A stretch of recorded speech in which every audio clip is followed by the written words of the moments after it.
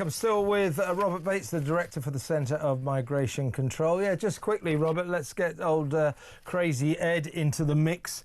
Remember when Labour came in, was it only a year ago? Oh my God, it seems like 100 years, doesn't it? He said that his green claptrap would result in us all saving £300 a year on our energy bills. Well, they've been going up ever since, we know that. Now, Ofgem have given the green light to plough £24 billion into more of Ed's harebrained schemes. You know, all of his windmills and his solar farms and carbon capture and electricity infrastructure and all this kind of nonsense. And that will apparently add and slap an extra £104 onto household energy bills by 2030. The way he's going, that will be a conservative estimate. So this greenery that's going to save us all this money is doing exactly the opposite. His policies, his net zero policies, are incoherent. They don't make sense. And he is tanking our economy, maybe even worse than Chancellor Reeves. And that's the heart of the net zero sham that we have been being sold.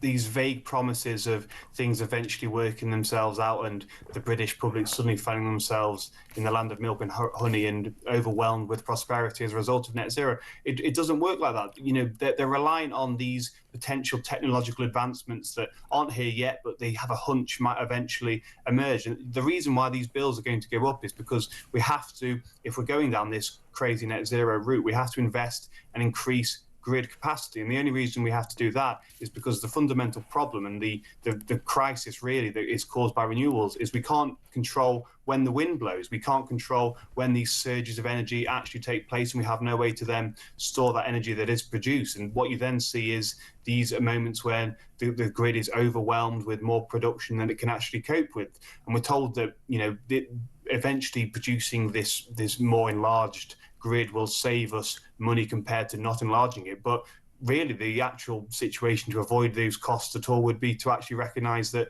you know, we've got decades worth of shale gas under our feet. We've got North Sea oil and gas, and we have the ability to actually become a very self-sufficient nation when it comes to energy production, rather than continuing to rely, as we will need gas and oil for the next 20 or 30 years, rely on imports from countries, some of them from not particularly stable regimes, and some of them actually, when you look at, for instance, liquid nitrified gas as well, is worse for the environment because it has to be turned into it. It then has to be regasified as well. So it's a crazy agenda that I think is now just being done almost out of a kind of vindictiveness and a kind of, well, I've put my sort of flag. Digging his heels in, and Reform's proposal to just get rid of all net zero claptrap becomes more attractive by the day. Taxpayers are going to foot the bill for 80 different Ed Miliband projects, including the boosting of, as you suggest, Robert, power lines, cables and green tech.